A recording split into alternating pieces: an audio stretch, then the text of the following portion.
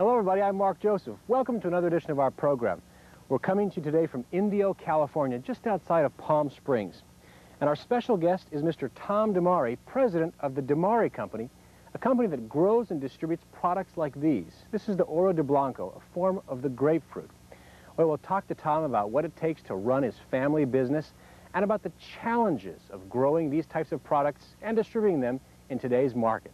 So please join us for our special guest, Mr. Tom Demari. Tom Demari, president of Demari Inc., a produce growing, packing, and marketing business, explains that it was founded by his father with a pushcart in Boston close to 70 years ago, and notes the produce industry was accessible to immigrants. While Demari acknowledges that how tomatoes are grown and harvested influences taste, he emphasizes the critical distribution process, pointing out that refrigeration destroys flavor. On the other hand, citrus is more durable, but it's possible to lose an entire crop due to a cold winter. The major issue with citrus is finding a market for the product, observes Demari. Tom Demari, thanks for joining us today. Good to see you. Well, tell us something about the Demari Company. Well, the Demari Company is a family business. We've operated for over or close to 70 years. We're now with our third generation in the business. It was founded by my father and in Boston, Massachusetts. He actually started in the produce business as a young boy, selling from a pushcart in Faneuil Hall, which then was a produce area and is now still well known, but more as a tourist attraction.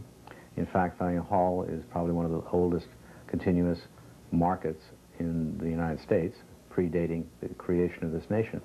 In any case, he started out with a pushcart and eventually created a small business and was joined by his two brothers, and it became to be known as Demari Brothers.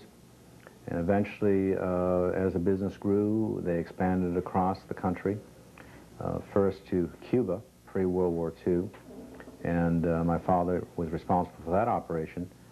And then with the outset of World War II, that was shut down because of the lack of vessels to transport the product from Cuba to the mainland. Then we opened up in Florida. In the meantime, my father was also coming out to California, purchasing produce for the Boston and New England areas.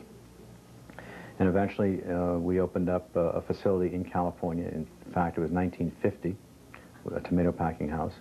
We also had facilities in Florida. Moving forward to today, to give you a quick synopsis, the second generation came on board.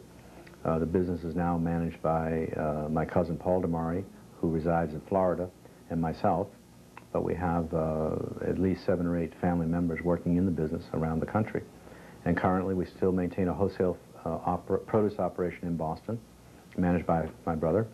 And we also have 3 facilities in Florida, plus a facility in South Carolina, and 3 facilities here in California. Our primary focus has been and continues to be fresh market tomatoes. However, we have diversified. We handle a fairly extensive line of vegetables in Florida during the winter. Here in California, we're heavily involved in the citrus business. We're involved in the import of product from Mexico and other countries, and we're involved in the export of product, in particular citrus, lemons, grapefruit, oranges, to Japan, Hong Kong, Singapore, and other Asian markets, as well as some European markets.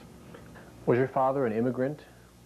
No, he was born in Boston and was raised in Boston, but his parents, my grandparents, were immigrants, and they came at about the turn of the century from Italy and settled in Boston. Why did he choose to get involved in this industry? I believe he chose the industry because it was accessible to immigrants.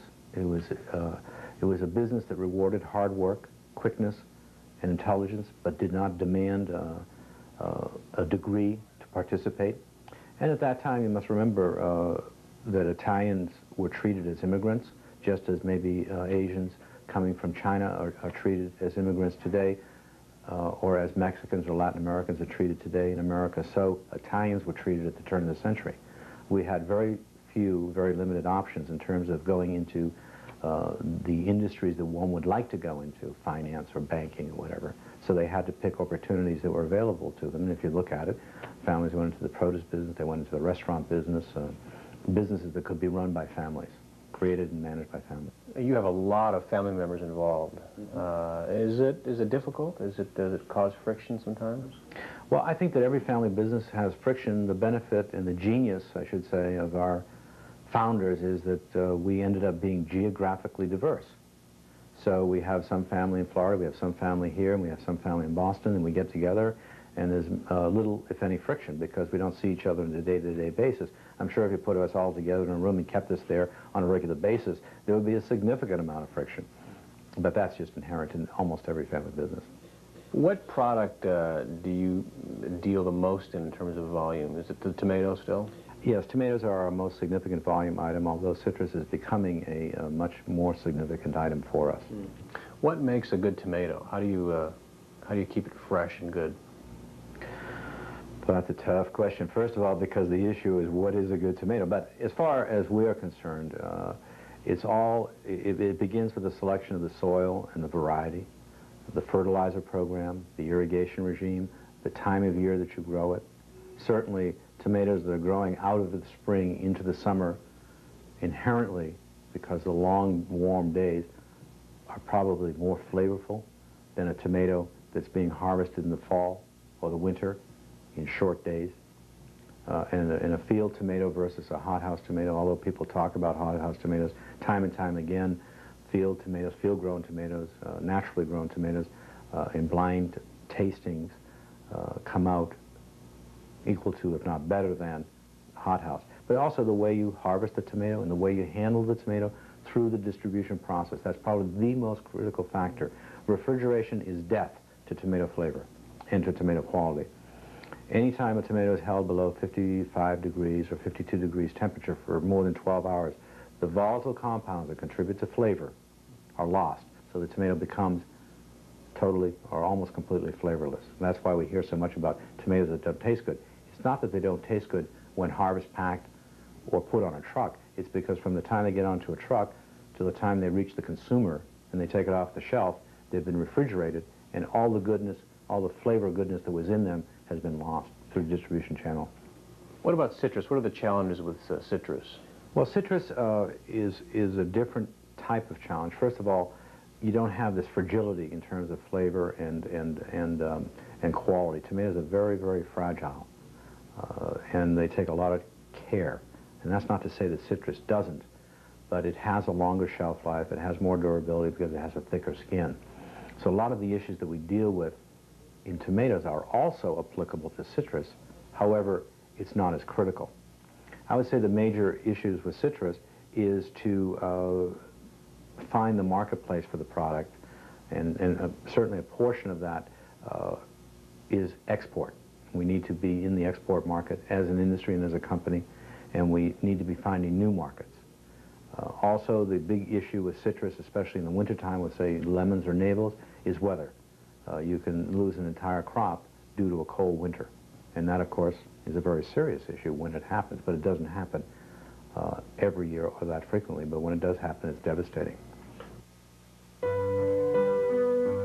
Demari explains that export figures vary based on supply and currency exchange rates, and notes his company works closely with Japanese customers of the Oro Blanco, or Sweetie as it's known in Japan, regarding flavor and packaging. Demari says food is politics, and explains that he spends at least 50% of his time dealing with political and regulatory issues, which are often contradictory. He observes that the American diet has changed greatly in the past decades, and that escarole, which used to be a cheap ethnic vegetable, is now an expensive gourmet product. Finally, Demari says that for him, there's nothing better than a good red ripe tomato in thick slices on whole grain bread.